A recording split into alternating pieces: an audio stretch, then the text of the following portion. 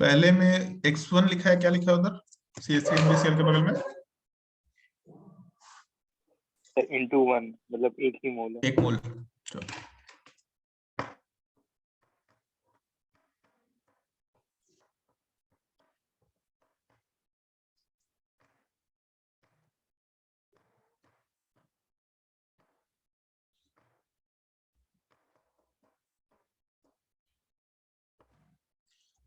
है तो कुछ अजीबोगरीब सवाल, बट चलो ठीक है, इस तरीके से एक अप्रोच ले सकते हैं। जैसे यहाँ पे हम लोगों को दिख रहा है कि एक्टिव मिथाइल ग्रुप है, दोनों तरफ -M ग्रुप है, तो यहाँ पे एक्टिव हाइड्रोजन होगा, CH3 MgBr वाला पार्ट या MgCl वाला पार्ट यहाँ के H+ को हटाएगा, माइनस चार्ज बनेगा। यहाँ पे न्यूक्लियोफिलिक अगर कार्बन आ रहा है तो फिर दूसरा ऑप्शन ये दिख रहा है, मतलब पहला स्टेप समझ में आ गया, माइनस चार्ज। ये सर ये तो हो गया था। फिर उसके बाद जो माइनस चार्ज वाला पार्ट है, एक मिनट, माइनस चार्ज वाला पार्ट इलेक्ट्रॉन कोऑर्डिनेट करेगा ईस्टर वाले ग्रुप पे, क्योंकि ऐसे नई रिएक्शन को हम लोग का आइडिया लग चुका है। तो नेगेटिव चार्ज मतलब ऑक्सीजन, डबल बॉन्ड ऑक्सीजन पे इलेक्ट्रॉन कोऑर्डिनेट करेगा, तो यहाँ से बॉन्ड को ब्रेक करके हटाएंगे। वैसे भी 4 मेंबर रिंग है, हटने की टेंडेंसी में रहेगा। तो इससे कुछ ऐसा स्ट्रक्चर आएगा, यहाँ डबल बॉन्ड ऑक्सीजन, नीचे double bond oxygen, sorry double bond carbon, और इसके साथ एक O-। और ये जो दूसरा वाला पार्ट है, इस पे जो कार्बन अटैच हुआ, उसके ऊपर हम लोगों का C double bond O group है, और यहाँ C डबल बॉन्ड O के साथ OCH3 ग्रुप है। ऐसा कुछ स्ट्रक्चर सोच सकते हैं। फिर उसका हम लोग H2O के साथ रिएक्शन करा रहे हैं, तो H2O के साथ रिएक्शन में एक तो ये पॉसिबिलिटी दिख रहा है मेरे को कि हम लोग इस ऑक्सीजन वाले पार्ट के ऊपर H का एडिशन कर देते हैं। यहाँ पे हम लिख देते हैं, यहाँ पे सीधा सर यहाँ पे H का एंटिटी नहीं एडिशन। हो सकता? क्या नहीं हो सकता? जैसे यहाँ पे इलेक्ट्रोफिलिक सेंटर है ना, C हाँ डबल बॉन्ड O, तो ये हाँ, माइनस चार्ज वहाँ पे डोनेट करके रिंग नहीं बना सकता? ये माइनस चार्ज इलेक्ट्रॉन कोऑर्डिनेट करके रिंग नहीं बना सकता, अच्छा ऐसा बोल रहा है। ठीक है, यस सर। चलो मान लो माइनस चार्ज इलेक्ट्रॉन कोऑर्डिनेट करके रिंग बना लिया, एक पॉसिबिलिटी मान के चल लेते हैं। और जब यहाँ रिंग बना, आ गया भाई, हाँ, जब यहाँ रिंग बना, तो जब हम लोग वाटर एडिशन करेंगे तो रिंग वापस से ओपन हो जाएगा, क्योंकि हाइड्रोलिसिस होगा। ठीक है, मतलब मान लो रिंग बन गया जब वाटर का एडिशन हुआ। वैसे कौन से कार्बन पे बोलना चाह रहा है तुम, किस कार्बन पे हो सकता है? यहाँ वाले पे? यस सर उसी पे, नहीं ऊपर वाला पे। ऊपर वाले पे तो नहीं होगा, रिंग का साइज ये इस कार्बन पे बोल रहा है, ये रेड वाले कार्बन पे। नो सर, तो C डबल बॉन्ड O जो सबसे ऊपर में है। C डबल बॉन्ड O जो सबसे ऊपर में है, अच्छा यहाँ पे एडिशन बोल रहा है, न्यूक्लियोफिलिक एडिशन। ठीक है, मान लो न्यूक्लियोफिलिक एडिशन हो भी गया, मान लेते हैं, तो यहाँ O- बनेगा। O- फिर से इलेक्ट्रॉन कोऑर्डिनेट करके उसको हटाएगा ही ना, नहीं होगा। नहीं हो पाएगा। एक तो पहले चीज, दो रीजन हमको दिखाई दे रहा है पॉसिबिलिटी। एक तो स्टेरिक हिंड्रेंस का फैक्टर दिख रहा है C डबल बॉन्ड O के बगल में। C डबल बॉन्ड O के बगल में बहुत सारे बड़े बड़े ग्रुप्स हैं, जो अल्फा कार्बन है उसमें बहुत सारे बड़े बड़े ग्रुप्स हैं। एक ये रीजन दिख रहा है पहला। दूसरा ये रीजन दिख रहा है कि यहाँ पे जो डबल बॉन्ड है इसके साथ ऑक्सीजन का नेगेटिव चार्ज रेजोनेंस में है, तो न्यूक्लियोफिलिसिटी घटेगा। तीसरा एक रीजन हमको ये दिखेगा, और ऐसा यहाँ कोई तीसरा रीजन, कोई बहुत प्रोमिनेंट रीजन तो नहीं है, क्योंकि हम लोग के पास एसिडिक मीडियम नहीं है। 1 2 3 4, 1 2 3 4 5 6, 6 मेंबर रिंग बन रहा है। एक पॉसिबिलिटी हो सकता है, चलो इस एंगल से भी सोच लेते हैं। हम लोगों का एक पॉसिबिलिटी ये निकल के आ रहा है कि बड़ा अजीब गरीब स्ट्रक्चर होगा। C डबल बॉन्ड O से हम लोगों को एक कार्बन मिला, उस कार्बन पे हम लोगों का एक C double bond O unit है जिसके ऊपर ऑक्सीजन अटैच होगा। तो जो कार्बन था इस पे पहले भी एक C डबल बॉन्ड O है, इस पे OCH3 है, ऑक्सीजन जिससे अटैच था वहाँ डबल बॉन्ड है, और नीचे वाले पे हम लोगों के कार्बन पे एक O- आ जाएगा और यहाँ पे एक CH3 आ जाएगा। ठीक है, एक ये पॉसिबिलिटी निकल के आ सकता है। O- इलेक्ट्रॉन कोऑर्डिनेट करके उसको हटाएगा। वाटर में यहाँ से हाइड्रोलिसिस होगा, यहाँ से OH ग्रुप हटेगा, मतलब OH ग्रुप बनेगा, मतलब जो तुम लोग हाइड्रोलिसिस ऑफ ईस्टर सुना होगा, ईस्टर का हम लोग हाइड्रोलिसिस करा सकते हैं, तो वाटर के प्रेजेंस में यहाँ जो ईस्टर यूनिट है इसका हाइड्रोलिसिस होगा, ये ग्रुप हटेगा यहाँ से, तो यहाँ पे कार्बोक्सिलिक एसिड का फॉर्मेशन होगा। फिर जब हीटिंग यूज करेंगे तो यहाँ से डी कार्बोक्सिलेशन दिख रहा है, यहाँ पे अल्फा बीटा का मान सैचुरेशन डी कार्बोक्सिलेशन दिख रहा है। डीकार्बोक्सिलेशन तो दिख रहा है, बट प्रॉब्लम एक चीज का बस आ रहा है इस पूरे स्टेप में। एक प्रॉब्लम आ रहा है कि यहाँ पे H प्लस एडिशन होने का हमको ज्यादा चांस नहीं दिख रहा। H2O जो है उसके प्रेजेंस में H प्लस का एडिशन दिख रहा है, बट अदरवाइज कहीं H प्लस का एडिशन का चांस हमको दिख नहीं रहा है। पक्का यहाँ पे H2O है कि H2O के साथ H प्लस है? ये दोनों में सवाल बहुत चेंज हो जाएगा। H2O ही है। अगर H2O है तो ये पॉसिबिलिटी हो सकता है, ये बन सकता है एक बार को। ठीक है, मतलब ऐसा कुछ स्ट्रक्चर बनाया जा सकता है, ऑल्दो बहुत मुश्किल हमको दिख रहा है ऐसा। बट क्योंकि सवाल जो जिसने भी बनाया है उसको देख के, उस सवाल के पैटर्न को देख के ऐसा ही फील हो रहा है कि हम लोगों का ये आंसर बहुत ही हाईली अनलाइकली है। वो पैटर्न देख कर हमको समझ नहीं आ रहा कि ऐसा कोई आंसर फिजिबल हो सकता है, या फिर ऐसा कोई आंसर बनाने का कोई चांस टाइप का दिख रहा है। हमको ये फिजिबिलिटी दिख रहा है कि आंसर में एरोमेटिक कंपाउंड है। हाँ, मतलब हमको देख के मालूम पड़ रहा है क्लियरली कि ऐसा कोई आंसर फिजिबल नहीं है। तो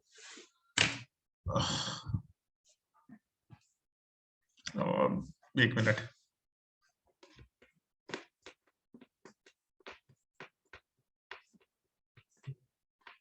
aromatic compound including oxygen, aromatic ring including oxygen, ऐसा? नो सर, बस एक एरोमेटिक कंपाउंड है, उस पे कुछ कुछ ग्रुप्स लगा हुआ।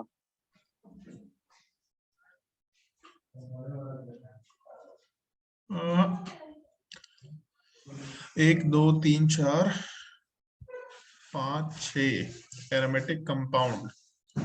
कार्बोक्सिलिक एसिड 3 कार्बन उधर से आएगा, 1 2 3 4। सोच सकते हैं इसका क्वेश्चन का रिसोर्स भेजना मेरे को एक बार, जहां से भी क्वेश्चन लिया है वो रिसोर्स भेजना, तो कुछ तो मिसिंग दिख रहा है यहाँ पे। और एग्जैक्टली यही है। एग्जैक्टली यही है। वाटर में हाइड्रोलिसिस तो हम करा देंगे, इसमें कोई दिक्कत, बट ऑक्सीजन इंक्लूड करके हो रहा है। एक ऑप्शन जो हम अप्रोच लेकर के चल रहे थे, चलो उसके ऊपर बात कर लेते हैं। ये तुम्हारे अप्रोच के हिसाब से था, जो कि हम पहले ही मना कर रहे थे। अगर हम अपने अप्रोच के हिसाब से बात करें तो एक तो हमको स्ट्रेट फॉरवर्ड ये दिख रहा है कि जब हम लोग यहाँ पे H2O लेके चल रहे हैं तो OH का एडिशन होगा, और फिर हम लोगों को कीटो इनॉल टॉटोमरिज्म मिलेगा। यहाँ वाले पार्ट में हम लोग का टॉटोमराइजेशन होगा, इनॉल फॉर्म दिख रहा है। तो अगर इनॉल फॉर्म है, टॉटोमराइजेशन दिखेगा, तो ऑब्वियस सी बात हम लोग ऐसा कुछ स्ट्रक्चर बना पाएंगे। यहाँ पे कार्बन था और कार्बन के साथ यहाँ पे डबल बॉन्ड ऑक्सीजन आ जाएगा। अब इसके बाद ये टोटल हम लोग का स्ट्रक्चर दे रखा है कंपाउंड में।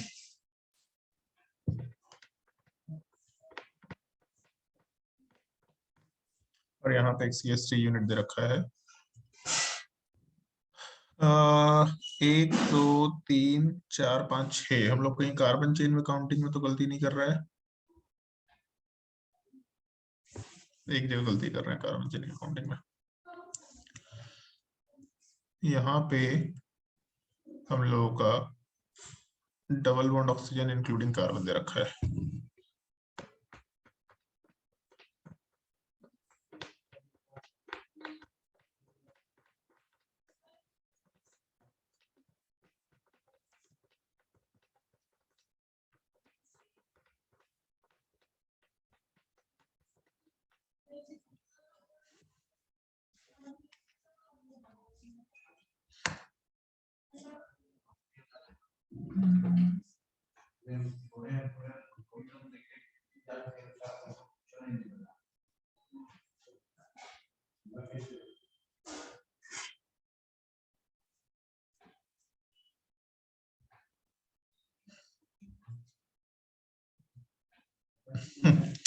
ऐसा कुछ बन रहा है क्या?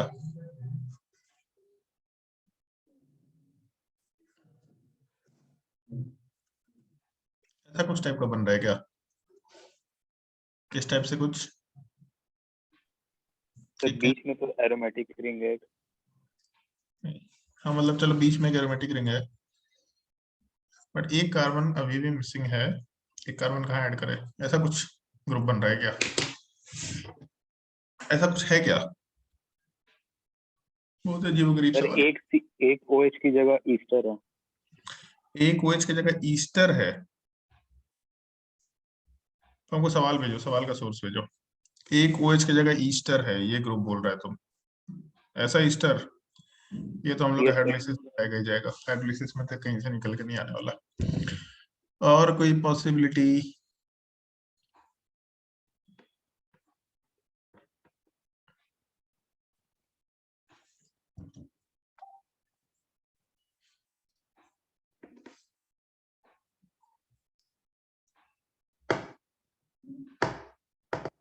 ठीक है, हम इसको सोच करके देख लेंगे। इसका मतलब हम डायरेक्टली इसके आंसर तक नहीं पहुंच पा रहे। मतलब मेरे हिसाब से अगर 4 ऑप्शन होगा तभी इसको सोच पाएंगे, क्योंकि इसमें मल्टीपल चीजें इन्वॉल्व है। तो इसलिए हमको यहाँ पे थोड़ा, एक तो क्वेश्चन का सोर्स भेज दो, इसका हमको स्ट्रक्चर भेज दो, उसके हिसाब से हम मैकेनिज्म बता पाएंगे। क्योंकि इसमें प्रॉब्लम एक चीज का बस आएगा आपको, कि अगर यहाँ वाटर दे रखा है तो हम लोग हाइड्रोलिसिस ऑफ ईस्टर कराएंगे, हीटिंग दे रखा है हम लोग डीकार्बोक्सिलेशन कराएंगे, अदरवाइज हीटिंग में और कोई ऑप्शन नहीं है। और अगर डीकार्बोक्सिलेशन हो गया, ईस्टर तो खत्म होगा ही होगा, और ईस्टर खत्म हो गया तो कहीं से ईस्टर बनने के चांसेस नहीं है। तो इसलिए हमको थोड़ा स्ट्रक्चर चाहिए होगा। क्वेश्चन का प्रॉपर रिसोर्स भेज देना हमको, एक बार हम देख लेंगे क्या उसमें दे रखा है। ठीक है पर बस यही है, इसका मतलब कोई प्रॉपर रिसोर्स नहीं है। ठीक है, आंसर भेजो इसका, हम सोच के देख लेते हैं क्या प्रॉपर तरीका हो सकता है। क्योंकि मतलब आंसर के हिसाब से मे भी हम सोच पाए, बट अदरवाइज हमको और कुछ ऑप्शन समझ नहीं आ रहा है यहाँ पे। ईस्टर तुम बोल रहा है, ईस्टर तो कहीं से भी हमको निकलता नहीं दिख रहा, स्ट्रक्चर बनाते वक्त कोई गड़बड़ी भी नहीं हो रहा।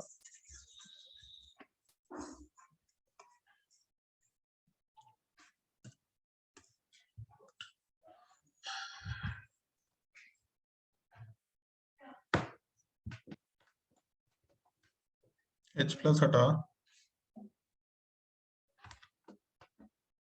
नेगेटिव चार्ज इलेक्ट्रॉन ये कोऑर्डिनेट। सर भेज दिया सर सोल्यूशन।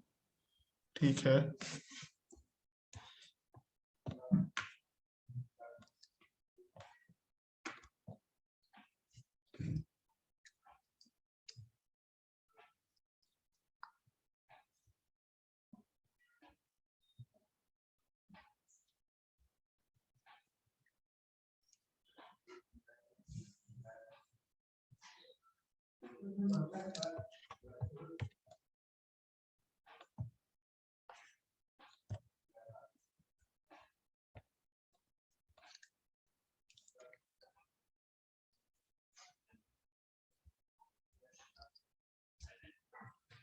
दो OH तो आ रहा है, एक CH3 भी आ रहा है, बट तीसरा वहां पे कार्बो ईस्टर नहीं दिखाई देना चाहिए। मेरे हिसाब से ईस्टर तो सेंस नहीं बनाता है, जो मेरा हिसाब किताब है। हमको वहां पे कार्बोक्सिलिक एसिड का डीकार्बोक्सिलेशन दिखाई दे रहा है। चलो ठीक है, हम सोच करके एक बार देख लेंगे, मतलब किस तरीके से यहाँ तक अप्रोच कर सकता है, सॉल्यूशन बना करके भेज देंगे, अभी क्लास के बाद भेज देंगे इस चीज को आराम से। और कोई डाउट है तो बताओ।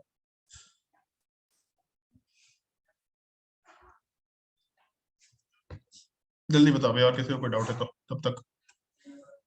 सर BO3SNH रिएजेंट क्या करता है? क्या?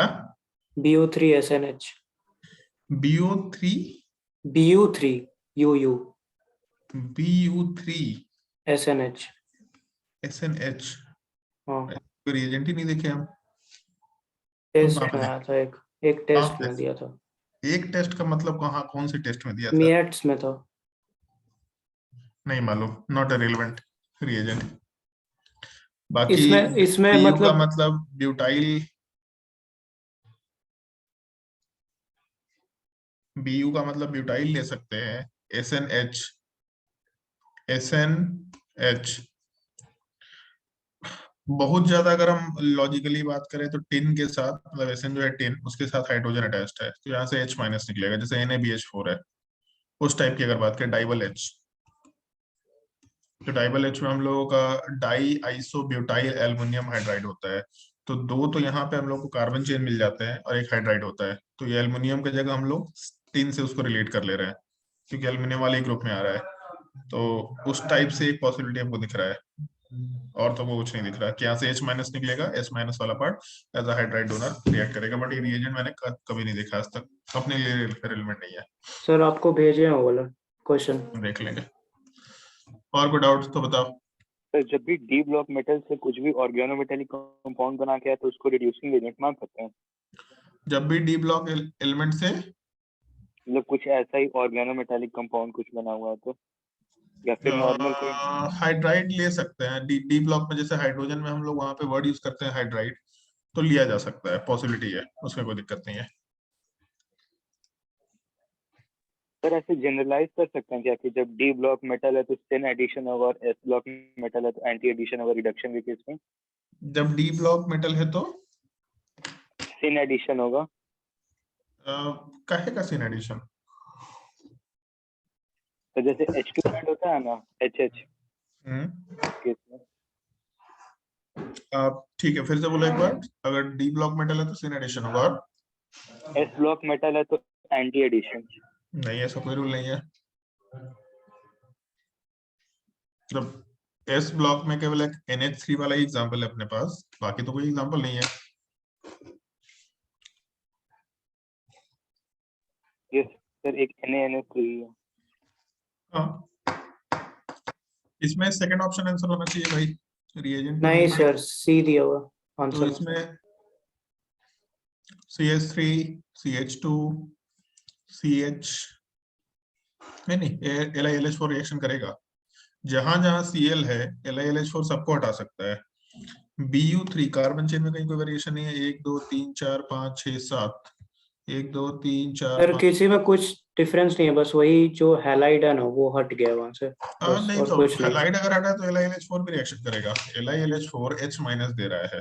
H माइनस जैसे ग्रीनार्ड रिएजेंट है, वैसे H माइनस को ले लो तो LiLH4 तो आराम से रिएक्शन करेगा। Bu होल थ्राइस SNH देख के तो डाइबल H के जैसा रिएजेंट लग रहा है, बट क्योंकि ये अपने लिए रेलेवेंट नहीं है, क्योंकि ऐसे तो रिड्यूसिंग एजेंट बहुत सारे हो सकते हैं, बट क्योंकि अपने लिए रेलेवेंट नहीं है तो हम लोग इसको कंसिडर कर भी नहीं सकते। होता होगा रिएजेंट, हम मना नहीं कर रहे हैं, बट मेरा काम इसमें डाइबल H से चल जाना चाहिए। डाइबल H से आराम से काम चल जाएगा यहाँ पे। तो इसका आंसर प्रेफरेबली बी होना चाहिए मेरे तरफ से। ठीक है सर। और कोई डाउट तो बताओ।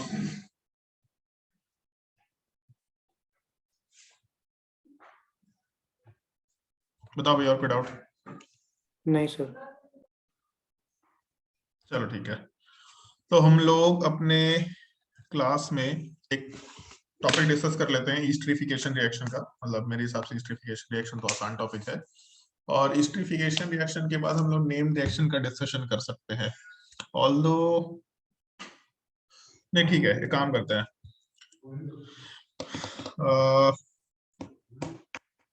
पहले नेम रिएक्शन डिस्कस कर लेते हैं हम लोग। ईस्टरिफिकेशन रिएक्शन बहुत ही सिंपल सा है, बचपन से तुम लोग सुनते आ रहे हैं, तो हम लोग नेम रिएक्शन वाले पार्ट का डिस्कशन पहले कर लेते हैं। वो सब ज्यादा बेटर इंपॉर्टेंट चीजें हैं, क्योंकि तुम लोगों को जब कार्बोक्सिलिक एसिड टॉपिक हम बताएंगे तो उसमें नेम रिएक्शन कुछ कुछ आएगा प्रिपरेशन में, वो ऑलरेडी कार्बोक्सिलिक एसिड में कवर हो जाएगा। जैसे आर्ट रिएक्शन है, और एक हम लोग और कोई एक रिएक्शन का नाम यूज करते हैं। ईस्टरिफिकेशन में हम नेम रिएक्शन में डाल देंगे, तो कार्बोक्सिलिक एसिड में कुछ बचेगा नहीं। कार्बोक्सिलिक एसिड डेरिवेटिव तो वैसे ही वो छोटा सा टॉपिक है, तो उस हम लोग का वो टॉपिक वैसे ही खत्म हो जाएगा। तो ज्यादा बेटर कि हम लोग नेम रिएक्शन शुरू कर ले। नेम रिएक्शन में हम लोग कुछ कुछ बहुत मेजर नेम रिएक्शन है, वो सब तो एकदम बिल्कुल प्रॉपरली रटा होना चाहिए, but examination point of view से जब हम लोग कोई भी कॉम्पिटिटिव एग्जाम की बात करेंगे तो उसमें सारे नेम रिएक्शन इंपॉर्टेंट होंगे, सारे के सारे। जैसे मेजर में हम लोग का एल्डोल कंडेंसेशन है, कैनिजारो रिएक्शन है, रीमा-टीमन रिएक्शन है, और क्लेजन ईस्टर कंडेंसेशन है। उसके अलावा बेकमैन्स रीअरेंजमेंट है। ये 5-6 हम लोग के मेन नेम रिएक्शन है, बट और भी कुछ कुछ नेम रिएक्शन है, जैसे हम लोग कोल-बिस्मिथ रिएक्शन वर्ड यूज कर लेते हैं। ये भी हम लोग नेम रिएक्शन में ठीक ठीक इंपॉर्टेंस रखते हैं।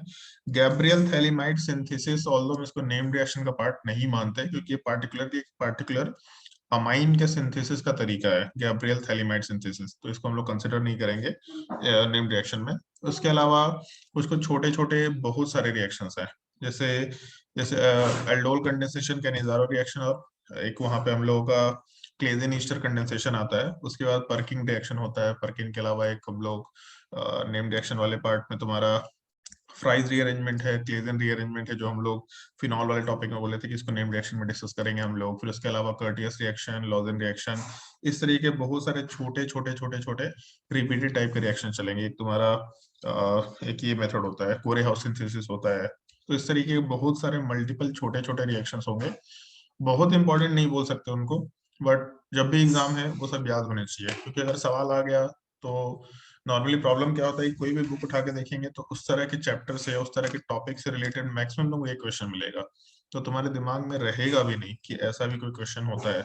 इसलिए ज्यादा इंपॉर्टेंट हो जाता है, क्योंकि अगर इससे सवाल आ गया तो तभी बनेगा जब आपको बिल्कुल प्रॉपरली याद हो, क्योंकि ऐसा नहीं होता कि आपका इसमें रिफ्लेक्स काम करेगा, क्योंकि रिएक्शन कहीं देखेंगे नहीं हम लोग। एक बार पढ़ेंगे उसके बाद फिर भूल जाएंगे, उसके बाद क्वेश्चंस वगैरह में बहुत रेयरली आने वाला, बहुत रेयरली। तो हम लोग जितने भी नेम रिएक्शंस है, इनफैक्ट जो भी हम लोग के नाइट्रोजन कंटेनिंग कंपाउंड के नेम रिएक्शन हो सकते थे, जैसे लॉजेन रिएक्शन है, कर्टियस रिएक्शन है, डायोटाइशन तो ऑलरेडी हम लोग डिस्कस कर चुके हैं। हम लोग का एक कपलिंग रिएक्शन होगा।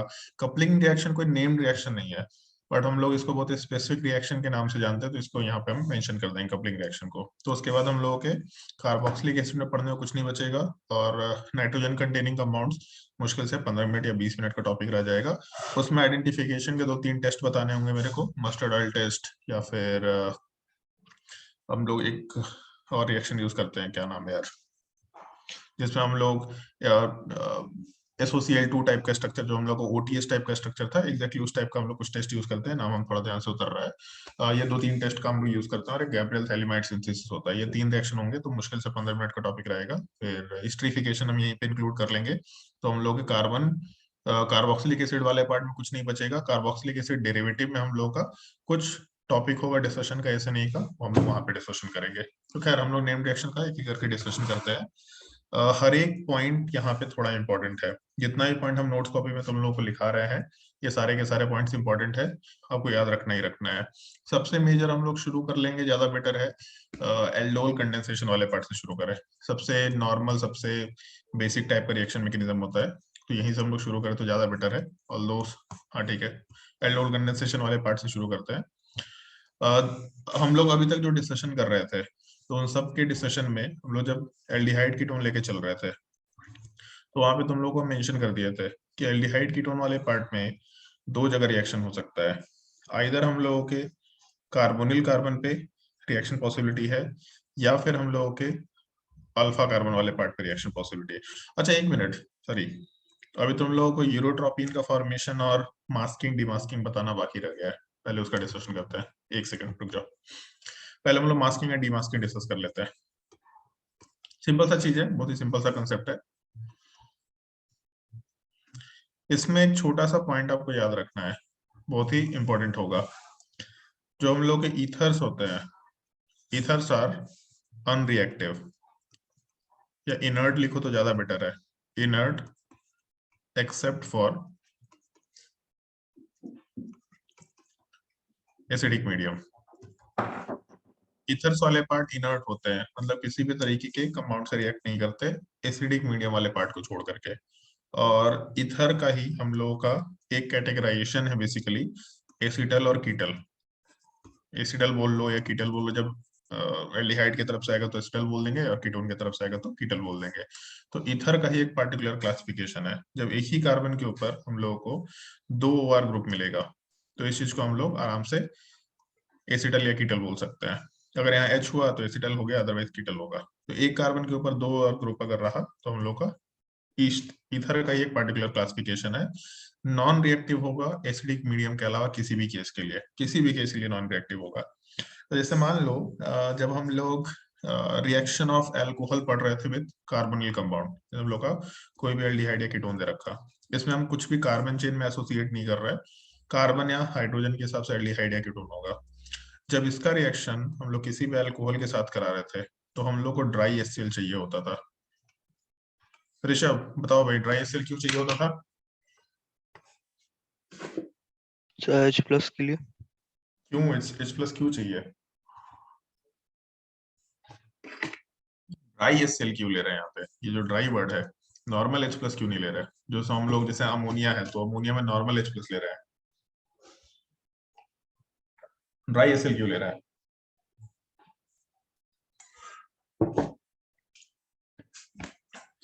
अश्मिता,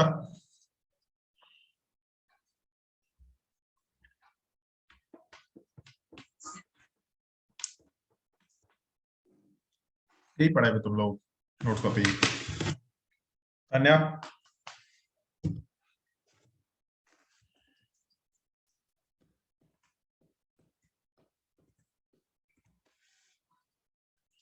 चलो इसके प्रोडक्ट वाले पार्ट पे आते हैं।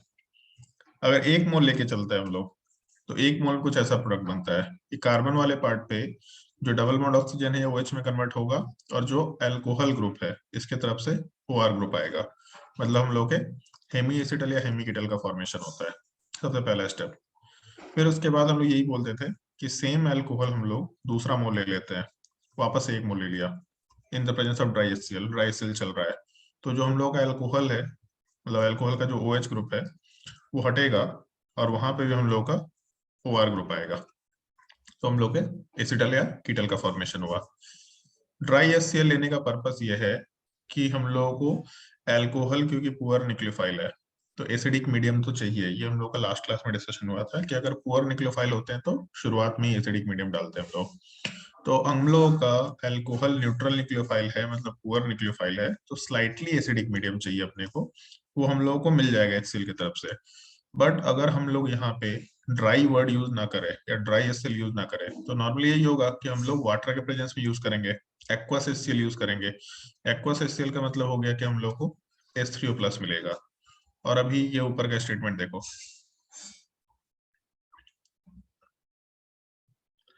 कोई भी एसिडिक मीडियम अगर है तो उसमें हम लोगों का हेमीएसिटल या ईथर इनर्ट नहीं रहता है, एसिड से रिएक्शन कर सकता है। हेमीएसिटल तो बेस से भी रिएक्शन कर सकता है। हेमीएसिटल यहाँ से H+ हटाएगा, O- इलेक्ट्रॉन कोऑर्डिनेट करके इसको हटाएगा। हेमीएसिटल तो हम लोगों का बेसिक मीडियम में भी रिएक्टिव है, बट एसिटल या कीटल या ईथर हम लोगों के H3O+ में अनस्टेबल है। तो अगर हम लोग ड्राई HCl की जगह पे एक्वस HCl लेंगे तो ये जो कंपाउंड है ये वापस से प्रोडक्ट में कन्वर्ट हो जाएगा। ये हम लोग हाइड्रोलिसिस वाला पार्ट डिस्कशन कर चुके हैं कि हम लोग का जब हेमी एसिटल या एसिटल का हाइड्रोलिसिस होता था तो उस केस में हम लोग के ऑक्सीजन वाले पार्ट पे हाइड्रोजन ऐड होता था, फिर ये बॉन्ड ब्रेक होता था, कार्बन पे OH ऐड होता था, फिर हाइड्रोजन वाले पार्ट वो ऑक्सीजन पे ऐड करते थे, कार्बन ऑक्सीजन का बॉन्ड ब्रेक करके OH ऐड करते थे, और फिर एक कार्बन पे 2 OH ग्रुप अनस्टेबल होता था। तो अगर हम लोग ड्राई HCl यूज करेंगे तो उसमें वाटर के एब्सेंस के वजह से हम लोगों का जो हाइड्रोलिसिस हो सकता है इस हेमीएसिटल का, ये नहीं होगा। प्रोडक्ट में हम लोगों को एसिटल या एसिटल या कीटल का फॉर्मेशन मिल जाएगा। ड्राई HCl इसलिए यूज करना होता है, पहला चीज।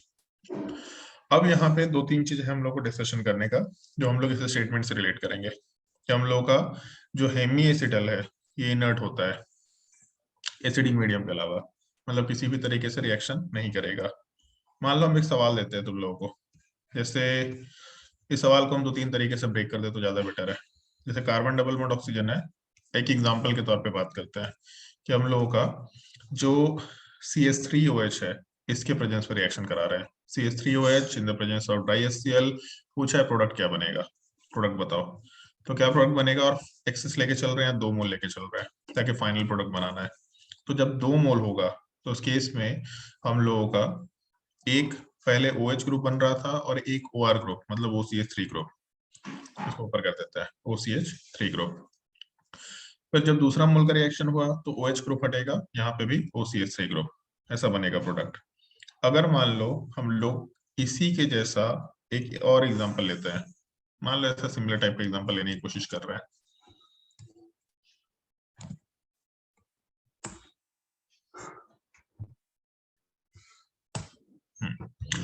मान लो ऊपर वाला ही क्वेश्चन है, इसमें हम लोग डिफरेंस एक कर देते हैं कि हम लोग का CH3OH का जो 2 यूनिट है इसमें चेंज कर लेते हैं। यहाँ पे 2 CH3 लिख देते हैं अभी के लिए, हम CH3 ऐसा लिख दिए। और इन दोनों OH को, जैसे 2 अलग अलग OH ग्रुप चाहिए, मतलब 2 अल्कोहल चाहिए बेसिकली, तो 2 अल्कोहल 2 अलग अलग यूनिट से ले आओ या फिर उसको एक ही यूनिट से डाल दो, ऐसा इस तरीके का विसनल डायोल। तो हम लोग का काम और आसान हो जाएगा। बेसिकली इसको बनाने के लिए हम लोग इस तरीके से शॉर्टकट देख सकते हैं कि जो हम लोग का C double bond O group है, इस C double bond O group का रिएक्शन हम लोगों को जो भी अल्कोहल दे रखा है CH3, यहाँ पे दूसरा CH3OH, यहाँ से H2 हटेगा। जब H2 हटेगा तो ये ऊपर वाला प्रोडक्ट बनेगा, आराम से बना सकते हैं। मान लो अगर इसी CH3OH यहाँ पे तो 2 मोल का जरूरत नहीं है ना? क्या, एक सेकेंड आ रहे हैं। CH3OH की जगह पे यहाँ पे CH2 वाला पार्ट रहता है, तो उस केस में हम लोग के एक ही मोल से काम हो जाएगा, और ये वाला पार्ट जो 2 मोल है इसकी जरूरत नहीं है।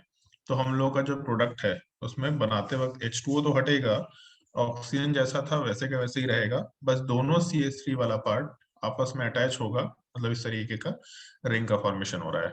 एक साइक्लिक रिंग का हम लोग या साइक्लिक ईथर का फॉर्मेशन करा रहे हैं। इस तरह के फॉर्मेशन को हम लोग मास्किंग बोलते हैं। मतलब हम लोग एल्डिहाइड या कीटोन से जब इथाइलिन ग्लाइकॉल का रिएक्शन कराएंगे, और ऐसा जरूरी नहीं कि इथाइलिन ग्लाइकॉल, अल्कोहल का भी रिएक्शन करा सकते हैं, बट क्योंकि रिंग होने से कंपाउंड खुद दूसरे जगह रिएक्शन करने की पॉसिबिलिटी में फिर नहीं जाता है, तो हम लोग एल्डिहाइड कीटोन का रिएक्शन इथाइलिन ग्लाइकोल के साथ करा के उसको इस तरीके के एक रिंग में कन्वर्ट करते हैं। इस चीज को हम लोग मास्किंग बोलते हैं। मतलब पूरा का पूरा जो स्टेप है, this is called as masking. मतलब उस एल्डिहाइड कीटोन वाले कार्बोनिल कार्बन का मास्किंग हो गया, उसको हम लोगों ने पैक कर दिया। होता है ना ऐसा, मास्क पहनने का तरीका इस टाइप का होता है, तो इस टाइप से पैक कर दिया। अब मान लो हम लोग एक छोटा सा सवाल इसमें पुट करते हैं। हम लोगों को ये कंपाउंड दे रखा और इसका रिएक्शन कराना है NaBH4 के साथ 1 मोल, और बोला है हम लोगों को ये प्रोडक्ट चाहिए, या फिर चलो NaBH4 भी छोड़ो, बस बोला है हम लोगों को ये प्रोडक्ट चाहिए। यहाँ एल्डिहाइड लेते हैं। एल्डिहाइड हम लोग को बोला है हम लोगों को एल्डिहाइड पे रिएक्शन नहीं चाहिए, कीटोन पे रिएक्शन चाहिए। तो एक छोटा सा सवाल हम ऐसे ही पूछ रहे हैं, एल्डिहाइड और कीटोन में ज्यादा रिएक्टिव कौन सा होता है? एल्डिहाइड एंड कीटोन में ज्यादा रिएक्टिव कौन सा कंपाउंड है? बताओ भाई, कोई भी इंसान बताओ। साहिल?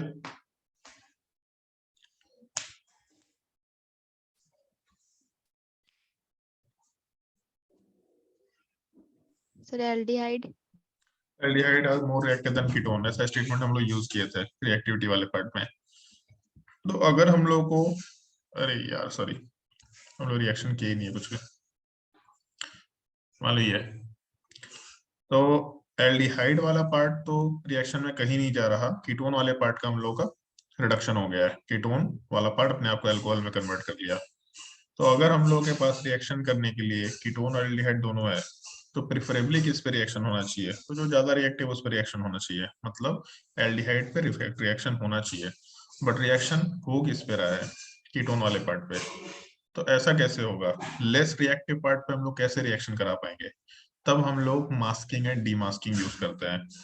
अगर हम लोग मान लो इस पूरे स्टेप में मास्किंग कराए, ठीक है, हमको नहीं मालूम रिडक्शन वगैरह से भी मतलब नहीं है, अगर इसमें हम लोग मास्किंग कराते हैं, इथाइलिन ग्लाइकोल का रिएक्शन करा देते हैं, ड्राई एचसीएल हम लोग लेकर के चल रहे हैं बाय डिफॉल्ट। तो अब हम लोग जब मास्किंग कराएंगे तो उसमें 1 इक्विवेलेंट लेके चल रहे हैं एल्डिहाइड कीटोन में, क्योंकि एल्डिहाइड ज्यादा रिएक्टिव है तो एल्डिहाइड पे रिएक्शन होगा, कीटोन वाले पार्ट पे रिएक्शन नहीं होगा। मतलब बेसिकली यहाँ पे हम लोगों के मास्क का फॉर्मेशन होगा, ऐसा कंसिडर कर सकते हैं। एल्डिहाइड पे रिएक्शन हो गया, अब क्या होगा? तो अब हम लोग अगर चाहे तो कोई भी रिड्यूसिंग एजेंट यूज कर सकते हैं। NaBH4 H माइनस मिलेगा। H माइनस हम लोगों के नीचे वाले पार्ट पे रिएक्शन करेगा नहीं, क्योंकि वहां पे ईथर बन चुका है। ईथर आर नॉन रिएक्टिव, तो ईथर पे कोई रिएक्शन नहीं हो सकता। बचा ऑप्शन अपने पास क्या, कि हम लोगों के कीटोन पे रिएक्शन होगा। जब कीटोन पे रिएक्शन होगा तो डबल बॉन्ड ऑक्सीजन ब्रेक होगा, वहां पे O माइनस बनेगा। NaBH4 के बाद सेकेंड स्टेप में हम लोग नॉर्मली एसिडिफिकेशन करते हैं, तो यहाँ पे दोनों चीजें एक बार में हो जाएंगी। जब एसिडिफिकेशन करेंगे हम लोग, तो जो हम लोग का डबल बॉन्ड ऑक्सीजन है ये OH में कन्वर्ट होगा, और एसिडिफिकेशन करते वक्त हम लोग का डीमास्किंग होगा। डीमास्किंग का मतलब बेसिकली हम लोगों का जो ऊपर का ये स्टेप था, कि हम लोगों का जो कंपाउंड दे रखा आ गया ये, इसको जब हम लोग वाटर में डालेंगे तो ये पार्ट अपने आप को ब्रेक करेगा और वापस से एल्डिहाइड कीटोन में कन्वर्ट करेगा। तो हम लोग इस स्टेप को डीमास्किंग बोला करते हैं। इसको अब हम नीचे पहले एक्सप्लेन करते हैं, तब उसके बाद हम लोग आएंगे।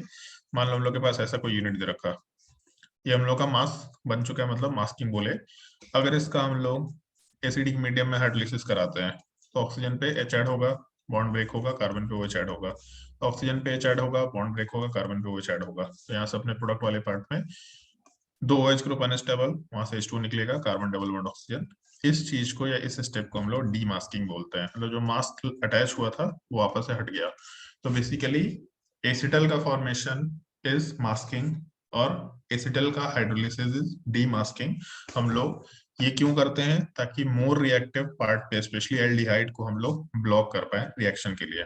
तो जब हम लोग यहाँ पे हाइड्रोलिसिस करेंगे तो एल्डिहाइड वाला पार्ट तो हम लोग का जैसा था, सॉरी कीटोन वाला पार्ट जैसा था OH में कन्वर्ट होते वक्त वैसा ही हो गया, और हम लोगों का दूसरे तरफ डीमास्किंग हुआ तो वहां से हम लोग को डबल बॉन्ड ऑक्सीजन मिल गया, जो कि हम लोग का रिक्वायर्ड प्रोडक्ट भी है। तो हम लोग ये एक थोड़ा सा स्टेप यूज कर सकते हैं, क्योंकि एल्डिहाइड ज्यादा रिएक्टिव होता है एज कम्पेयर टू कीटोन, तो एल्डिहाइड पे ही हमेशा रिएक्शन होगा। बट अगर उसको रोकना है तो हम लोग एल्डिहाइड का मास्किंग करा लेंगे, या मोर रिएक्टिव कार्बोनिल कंपाउंड का मास्किंग करा लेंगे, फिर उसके बाद रिएक्शन कंटिन्यू कराएंगे, जो भी रिक्वायर्ड रिएक्शन है, फिर डीमास्किंग करा लेंगे। तो डीमास्किंग कराने से वापस से जो एल्डिहाइड कीटोन हम लोगों के मास्क में कन्वर्ट हुआ था वापस से रिकवर हो जाएगा। इस पूरे स्टेप को हम लोग मास्किंग फॉलोड बाय डीमास्किंग बोला करते हैं। तान्या समझ में आया?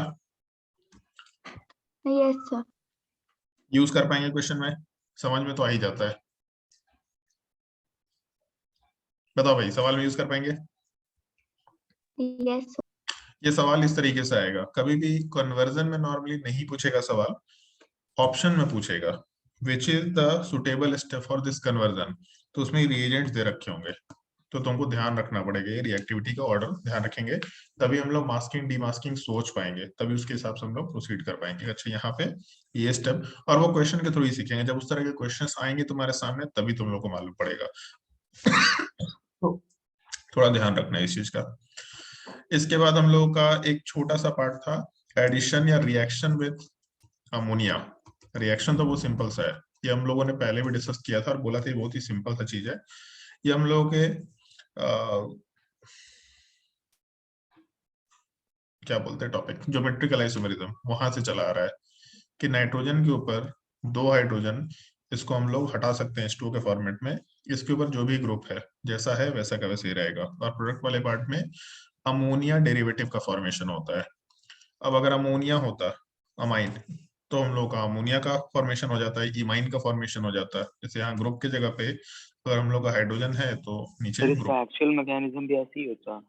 हाँ, काइंड ऑफ समझ सकते हैं। जैसे नाइट्रोजन वाला पार्ट लोन पेयर कोऑर्डिनेट किया, फिर वहां पे नाइट्रोजन के ऊपर H+ आया, मतलब पॉजिटिव चार्ज आया, वहां से H+ हटा ऑक्सीजन के ऊपर चला गया, फिर नाइट्रोजन वाला पार्ट दूसरा H+ देता है। और क्योंकि हम लोग को slightly acidic medium any how चाहिए, स्लाइटली एसिडिक मीडियम के बिना रिएक्शन नहीं होगा, तो हम लोग का रिएक्शन प्रोसीड करता है।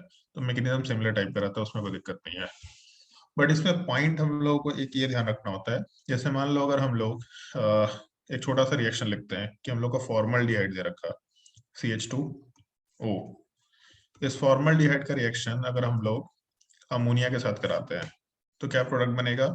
तो कार्बन के साथ जो डबल बॉन्ड ऑक्सीजन है वो तो H2 फॉर्मेशन में चला जाएगा, उस डबल बॉन्ड ऑक्सीजन की जगह पे NH का फॉर्मेशन होगा, ऐसा कंसिडर कर सकते हैं।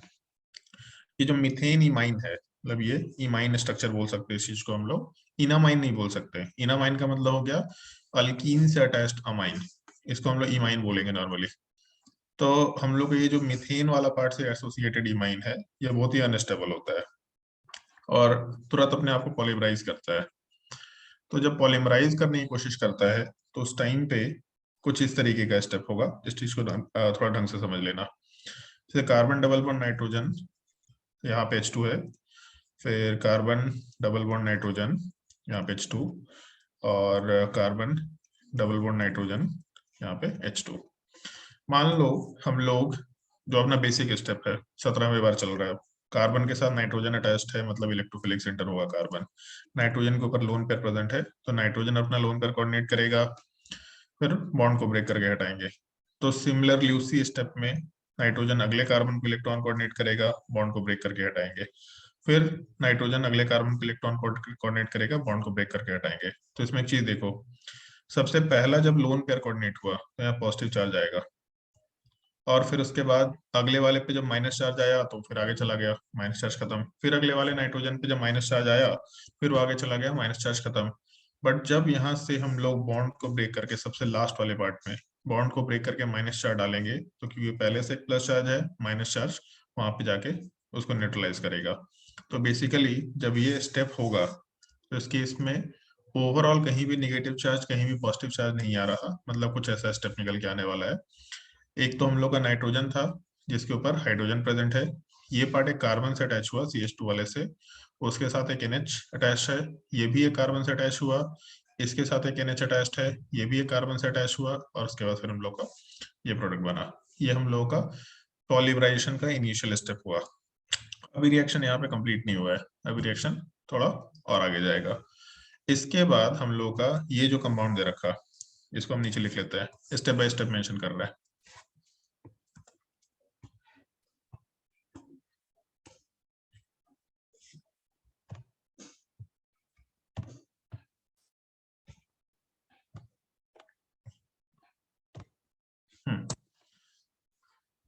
ये जो अपना कंपाउंड है क्योंकि इसमें नाइट्रोजन के ऊपर लोन पेयर है अभी, तो ये नाइट्रोजन वाला पार्ट अभी फिर से किसी दूसरे एल्डिहाइड या कीटोन वाले पार्ट से रिएक्शन करेगा। मतलब एक CH2O, दूसरा वाला पार्ट दूसरा CH2O के साथ रिएक्शन करेगा, और तीसरा वाला पार्ट भी तीसरे CH2O के साथ रिएक्शन करेगा।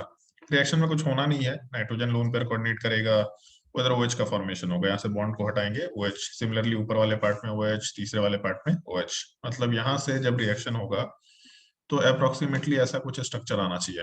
नाइट्रोजन के साथ CH2, इधर CH2, फिर नाइट्रोजन, इसके साथ एक और CH2, पहले हम बना देते हैं ये चीज।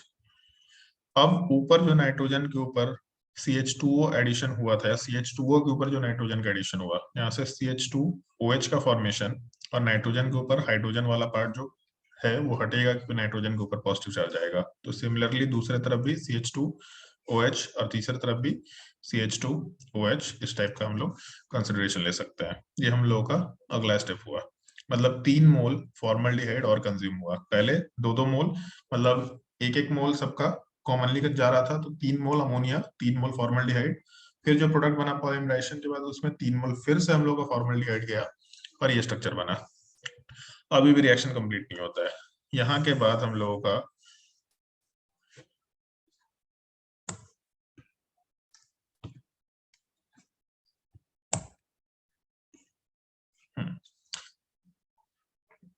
यहाँ पे हम लोगों का जो OH ग्रुप वाला पार्ट दे रखा है, इसको हम लोग कंसिडर कर सकते हैं ऐसा। इसको थोड़ा ऊपर लिख लेते हैं, ज्यादा बेटर होगा।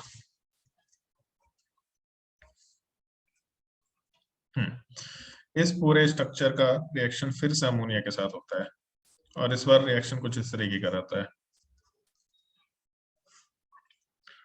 ये पूरा का पूरा पार्ट H2 के फॉर्मेट में हटता है, ये पूरा का पूरा पार्ट H2 के फॉर्मेट में हटेगा, और ये पूरा का पूरा पार्ट H2 के फॉर्मेट में हटता है। तो H2O के फॉर्मेट में जब हटा, मतलब ये जो नाइट्रोजन है, ये वाला पार्ट इस कार्बन से अटैच हुआ, ये वाला पार्ट इस कार्बन से भी अटैच हुआ, और ये वाला पार्ट इस लेफ्ट वाले कार्बन से भी अटैच हुआ। जैसे हम लोग HOH हटा रहे हैं, तो बेसिकली ये तीनों जगह अटैच हो रहा है। अब कुछ लोगों का दिमाग खराब होना शुरू हो जाएगी, चल क्या रहा है, कैसे इसमें स्ट्रक्चर बना है।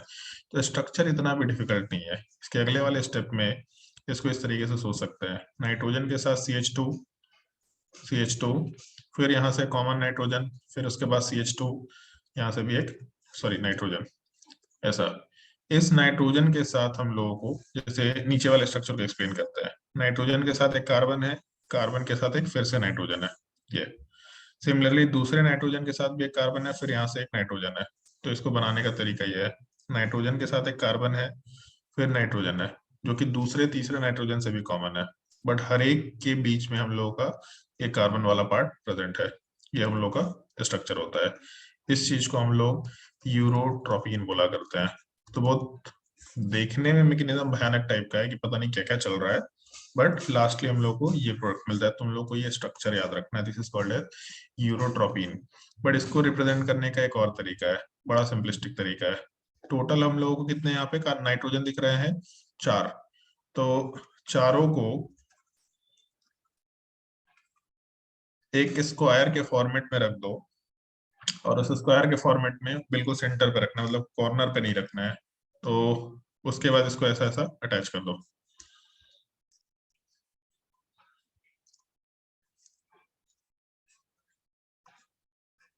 उसके बाद जो क्रॉस नाइट्रोजन है, जैसे फास्फोरस में हम लोग करते थे ना, ऐसा फास्फोरस का स्ट्रक्चर बनाते कर देते हैं, ऐसा भी अटैच कर दो। यही एग्जैक्टली सेम स्ट्रक्चर यहाँ भी है। हर एक बॉन्ड लाइन स्ट्रक्चर के हिसाब से जहां जहां कॉर्नर है वहां पे कार्बन होगा, हम लोग का स्ट्रक्चर बन के आ जाएगा। ये पूरा ओवरऑल हम लोग का स्ट्रक्चर है। 4 कॉर्नर पे कार्बन दिख रहे हैं और 2 क्रॉस वाले नाइट्रोजन पे कार्बन दिख रहे हैं। ये दोनों स्ट्रक्चर को हम लोग यूरोट्रोपिन बोलते हैं। ये स्ट्रक्चर थोड़ा ध्यान रखना।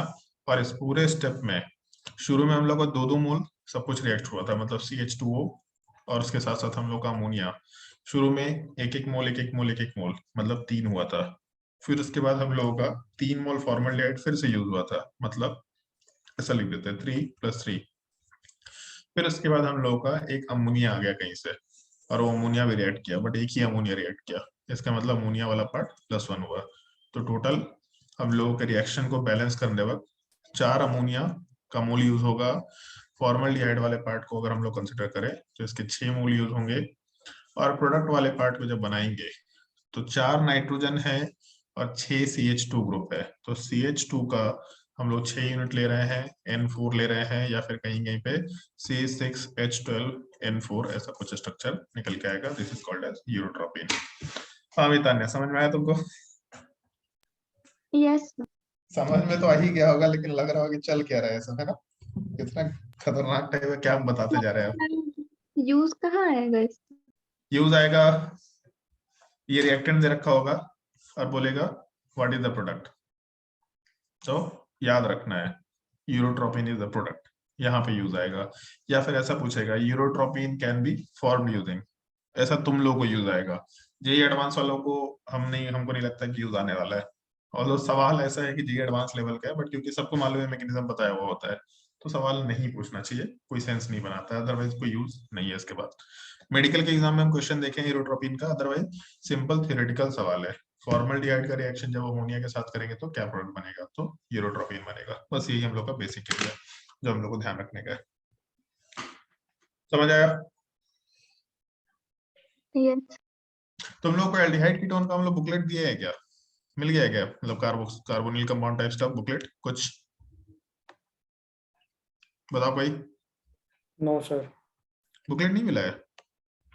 नहीं, लास्ट रिएक्शन मैकेनिज्म और उसके बाद शायद ऑक्सीडेशन रिएक्शन मैकेनिज्म में तो सब कवर हो जाता है, तो इसीलिए उसके बाद हम एल्डिहाइड मतलब कार्बोनिल कंपाउंड जो है उसका हम एक अलग से बुकलेट, और जो एरोमेटिक कंपाउंड है उसका एक अलग से हम बुकलेट देना प्रेफर करते हैं। Reduction, oxidation and hydrolysis reaction. एक मिनट रुक जाओ, ये 10 बज गया तो 10 के बाद हम क्लास लेना प्रेफर नहीं करेंगे। नेम रिएक्शन आधा आधा घंटा क्लास लगाएंगे, कल भी क्लास रहेगा इसी टाइम पे, क्लास का ध्यान रखना।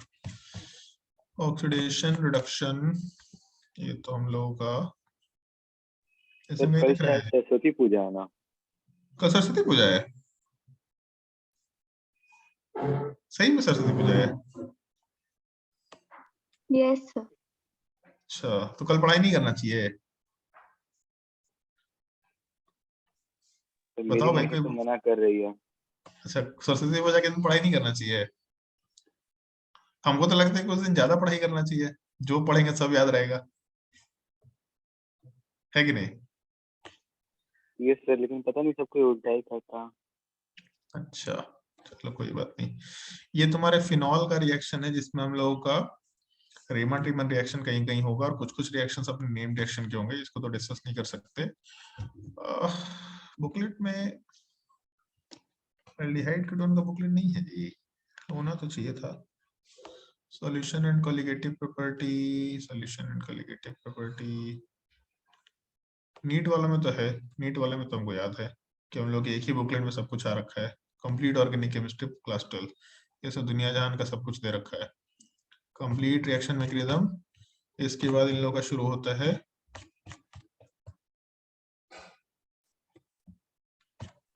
सर आज बहुत दिन के बाद आपका लैपटॉप फुल चार्ज पे है, नहीं तो हमेशा लगाना ही पड़ता है बीच में। तो लोग यही देखते रहता है क्या?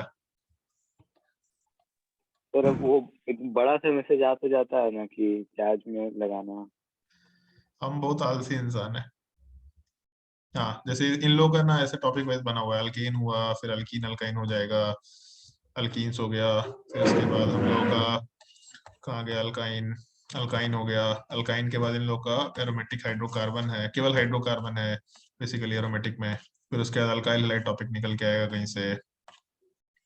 हाँ है भाई, अल्काइल हाइड, हाइड्रोक्सी डेरिवेटिव, ये हम लोग का अल्कोहल हो गया, अल्काइल हाइड ऊपर ही रह गया, ये ऊपर वाला अल्काइल हाइड टॉपिक होगा। मेडिकल वाले लोग अपने क्वेश्चन सॉल्व करना शुरू कर दीजिए शुरू से बिल्कुल प्रॉपरली। रिएक्शन मैकेनिज्म को सेम ही क्वेश्चंस मिलेगा क्योंकि उसी बुकलेट के क्वेश्चंस है।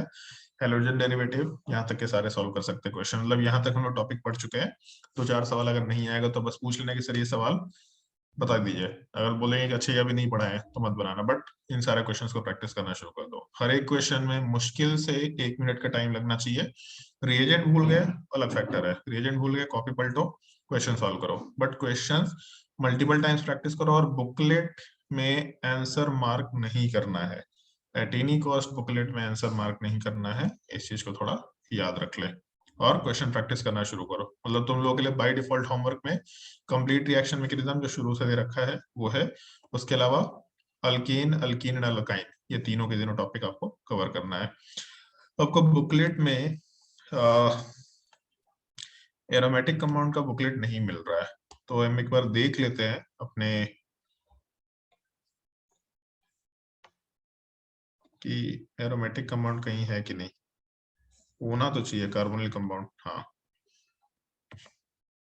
कार्बोनिल कंपाउंड ठीक है, हो जाएगा अपना काम। बढ़िया, इसमें सबको दे सकते हैं। कोई दूसरा टाइप का असाइनमेंट दिख रहा है जी। कार्बोनिल कंपाउंड एक्सरसाइज 1, कितना क्वेश्चन है? ठीक है, तुम लोग एक काम करते हैं, हम यही बुकलेट देते हैं, प्रैक्टिस कराने के लिए सफिशिएंट है अपने पास। ठीक है, 1 मिनट लाइन पे रहो तुम लोग, देख लो होमवर्क।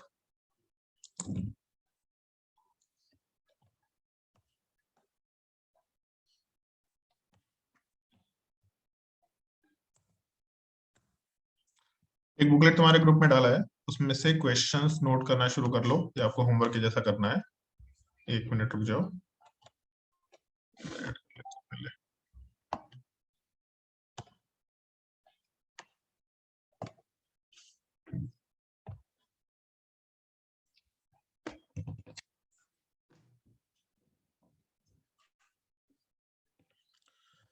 जो असाइनमेंट भेजा उसमें से कौन कौन से क्वेश्चन सॉल्व करने हैं ये देखते चले जाओ। और हम मान के चल रहे हैं तुम लोग कोई क्लास नहीं है, कोई एंगेजमेंट नहीं है, तो क्वेश्चन तो आराम से सॉल्व कर सकते हैं, कोई दिक्कत नहीं है। चलो ट्राई करो। एक्सरसाइज 1 क्वेश्चन नंबर 1 तुम लोगों के लिए ग्रीन है। क्वेश्चन नंबर 1, क्वेश्चन नंबर 2,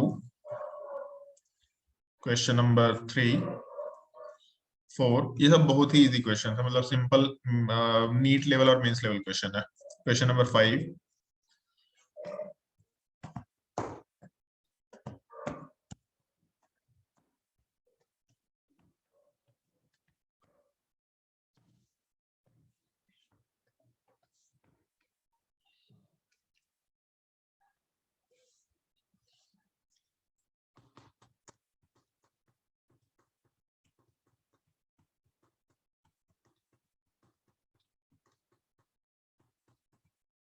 ठीक है। क्वेश्चन नंबर 6 बहुत अच्छा सवाल है। बेसिकली हम हिंट दे देते हैं पहले ही, मास्किंग डीमास्किंग का सवाल दिख रहा है हमको। सवाल जो दिख रहा है उसको कंप्लीटली देखे मालूम पड़ रहा है मास्किंग फॉलोड बाय डीमास्किंग का सवाल है। क्वेश्चन नंबर 6, 7, 8, 9, 10, 11, 12, ये सब तुम लोगों के ऑक्सीडेशन और सबके टॉपिक में ऑलरेडी दिया हुआ है। 13, 14, 15, ये हम लोग के नेम रिएक्शन का सवाल है। नेम रिएक्शन का सवाल है। नेम रिएक्शन का सवाल है। Name reaction, name reaction,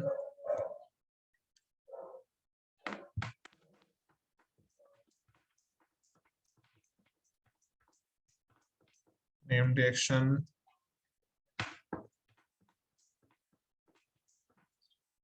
two. ये हम लोगों के नोट्स कॉपी में इस तरह का सीक्वेंशियल रिएक्शन ऑलरेडी कवर्ड है, कुछ नया नहीं इसमें।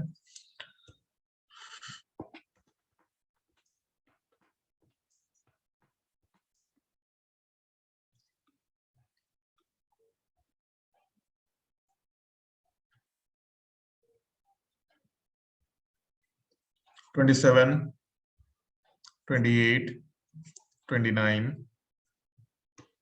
और ये सब एक दिन का होमवर्क है। कल तुम्हारा सरस्वती पूजा है, पढ़ाई कर लो। हम तो ये सजेशन करेंगे, अगर नहीं पढ़ना है कल तो अभी पढ़ाई कर लो, बेस्ट है। 31, 32,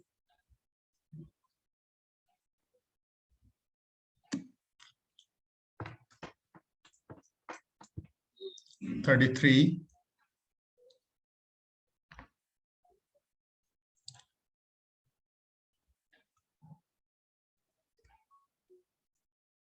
35,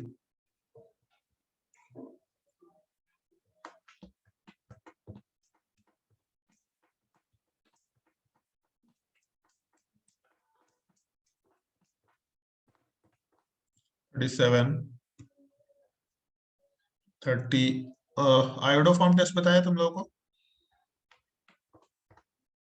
बोलो कोई आयोडो फॉर्म टेस्ट शायद बताया हुआ। बताया हुआ आयोडो फॉर्म। यस सर, बताया हुआ है। क्वेश्चन नंबर 38, 39,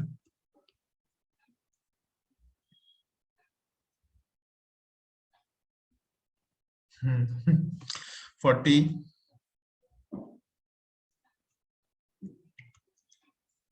41,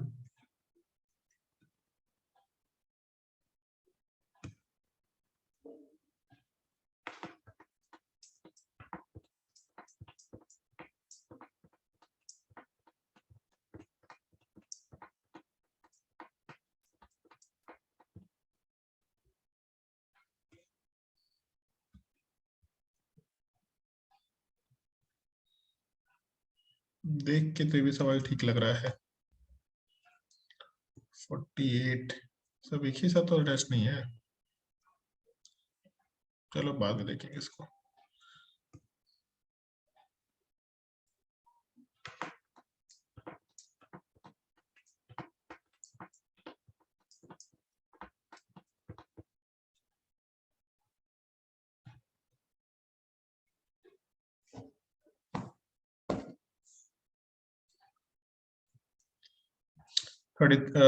एक्सरसाइज 2 का question number 3,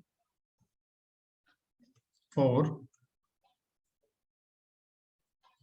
5, 6,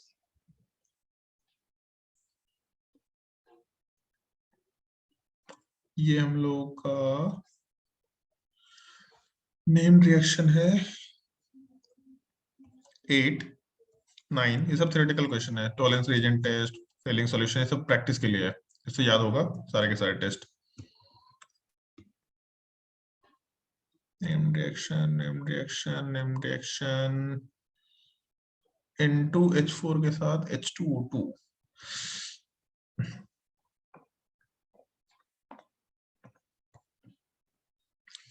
fourteen, 13,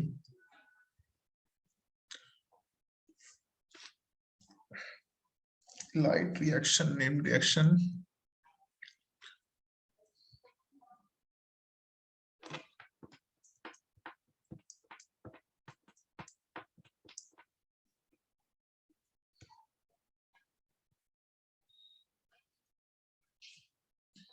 eighteen, protection of carbonyl group, masking.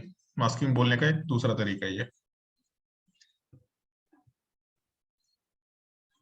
पता नहीं लोग एल्डिहाइड कीटोन को भारी क्यों बोलते हैं, मतलब नेम रिएक्शन अगर हटा दे अब तो एल्डिहाइड कीटोन या कार्बोनिल कंपाउंड भारी टॉपिक नहीं है मेरे पर्सपेक्टिव से। हमको कोई भी सवाल देख के ऐसा नहीं लगा कि बहुत कुछ भारी सवाल है, बट लोग बोलते हैं।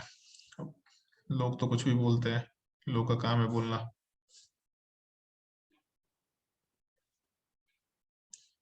ट्वेंटी वन,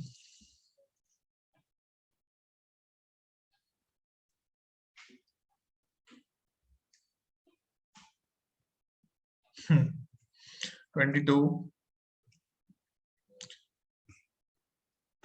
बड़ा सिंपल सिंपल सवाल है ये।